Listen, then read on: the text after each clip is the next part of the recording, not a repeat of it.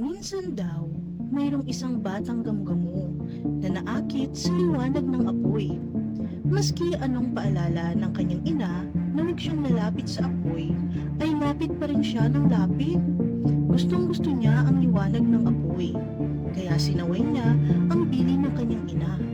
Lumipad siya ng lumipad palibot sa apoy, palapit ng palapit hanggang sa magliyab ang pakpak niya at tuluyan siyang namatay.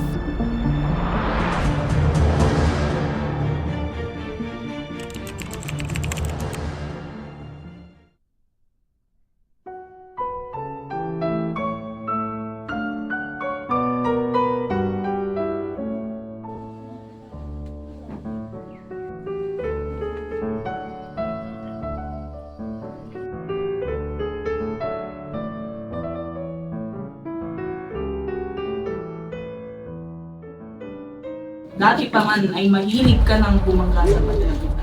Lalo na kung ang pader ay hindi nagsasabi ng katotohanan. Maaari mo bang bawiin ang iyong mga sinulat sa iyong aklat? Hindi ko na maaari pang bawiin kung ano ang mga sinulat. Lalo pat ang mga sinulat ko ay pawang katotohanan. Rizal! Rizal! Rizal!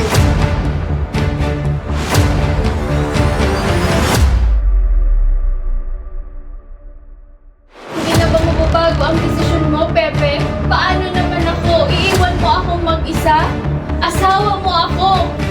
Kaya ka magkantayin na pusin ng mga kabaihan! Tama! Panahon na para matapos ang paghihirap ng mga Pilipino! Tama! Iwas niyo ang iyong mga sedula! Gamitin ang mga sedula! Gamitin! Mabuhay ang mga Pilipino! Mabuhay! Mabuhay! Mabuhay!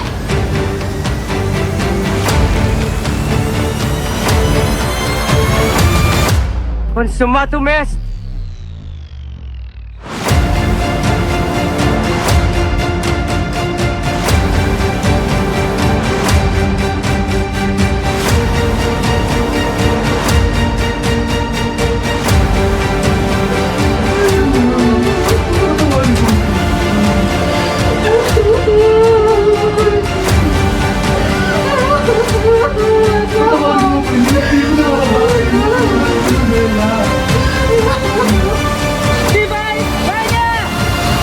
Viva España!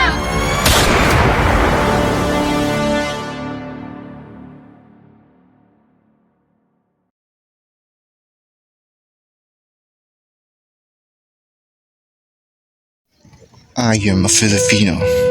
I am a son of this land. I have seen the suffering of my people, and I will not stand by and watch them be oppressed.